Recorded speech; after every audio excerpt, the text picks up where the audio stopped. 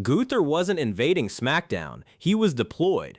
And the more I looked at everything that's happened over the past few weeks, the more convinced I became that Adam Pearce has been using the ring general as his personal weapon all along. I know, that's a massive claim. When that idea first popped into my head, I laughed at myself. I thought, Nova, you've officially lost it. I figured Gunther just snapped. Nick Aldis happened to be the target, and that was it. But then I went back and watched everything again. Not once, twice.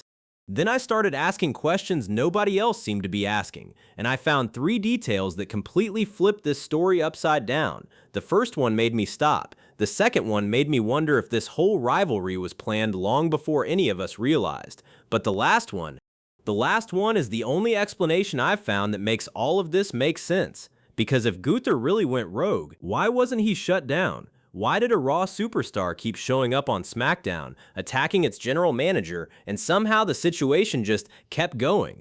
The more I looked at it, the less it felt like chaos. It started looking like a mission. Welcome back to WWE Galaxy. I'm Nova, and today we're connecting every dot behind one of the wildest theories I've put together in a long time. What if Gunther wasn't acting on his own? What if the ring general wasn't leading this operation? What if he was the weapon, and the man holding the trigger was Adam Pearce? Okay, let's build the case. Start here, because this is where the whole thing stops making sense if you take it at face value. Go back to Night of Champions. Gunther loses the main event, goes after Nick Aldis right there on the post-show, and things get physical between them. Fine. Weird but fine. Except look at who actually gets punished for it. Aldis is the one who gets suspended, and Gunther walks away with nothing for starting it. Pearce steps in as the guy running SmackDown while Aldis serves that suspension. Then Aldis comes back on July 10th and immediately uses Gunther's own words against him to shove him into a tag match against Punk and Rhodes. You already know what happened after that. Gunther doesn't just lose it, he takes Aldis out completely, and Pearce is right back in charge the very next week. That's the second time in a few weeks he's the one running the show. Here's what's easy to miss though. Gunther is a Raw guy. He doesn't belong on SmackDown. He has no reason to even be near their general manager, and yet week after week, he's the one crossing the line, and there's no suspension for him, no punishment that actually sticks to Gunther. It's always Aldis who ends up paying for it.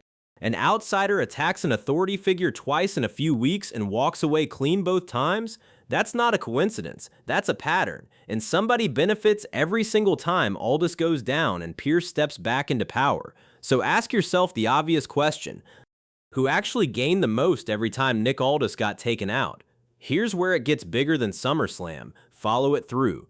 Gunther removes Aldis. SmackDown loses its guy. Pearce, who already runs Raw, slides right back into control of the blue brand too.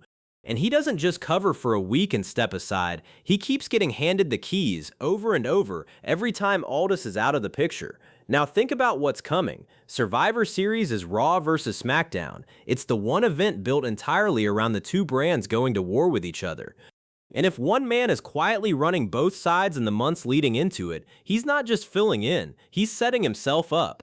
Every extra week Pearce spends in charge of SmackDown is a week he gets to see how the other brand operates from the inside. Before the war even starts, he's already scouted them. SummerSlam was never the real finish line here. SummerSlam is just the opening move. Gunther versus Aldis in Minneapolis is the excuse Pearce needed to finally push Aldis out of that chair for good, and it worked. Go back and watch the July 24th signing. The moment Aldis puts pen to paper for that match, Pearce announces the real stipulation. Win or lose, Aldis is done as general manager the second he signs, effective immediately. Gunther didn't take that news well either. He powerbombed Aldis through a table right after the papers were signed. Think about the timing of that. Pearce didn't need to wait for SummerSlam to get what he wanted. He got it in the room, on paper, before a single bell even rings. Gunther just made sure Aldis couldn't walk out of that segment feeling like he'd won anything. If Pearce is the one gaining ground here, what is Gunther actually getting out of it? If you're still watching, you're exactly the kind of wrestling fan this channel was built for. Hit that like button, subscribe to WWE Galaxy, because we're just getting to the part that made me question everything. This is the part that ties it all together. Gunther doesn't do things for free. He cares about titles and his legacy. That's it. So why spend all this time beating up a general manager instead of just chasing a championship? Revenge is part of it, sure. Aldis kept putting him in matches he didn't want, But revenge doesn't explain why Pearce keeps coming out ahead every single time. That's Gunther's motive. It's not Pearce's. So ask it a different way. What if going after Aldis was never really the point for Gunther? What if it was just the price he had to pay for something bigger down the line? Think about where this puts him. Pearce now runs both brands. That means Pearce is the guy who decides who gets title shots and who gets left out. He doesn't need Gunther to fight his way to the top on his own. He can just hand it to him once Survivor Series is over and the dust settles. Put it all together. Gunther keeps crossing over and taking out Aldis with zero consequences. Pearce ends up running both rosters right before the biggest brand war of the year, and somewhere down the line, Gunther gets exactly what he's always wanted. This isn't just a guy losing his temper.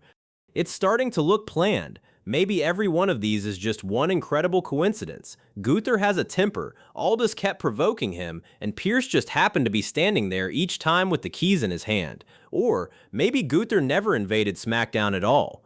Maybe he was carrying out somebody else's mission. So tell me, do you think Adam Pearce has been quietly playing chess while everyone else was watching the fight? Or is this theory completely off the mark? Drop it in the comments. Like the video, subscribe to WWE Galaxy, and I'll see you in the next one. This is Nova, signing off.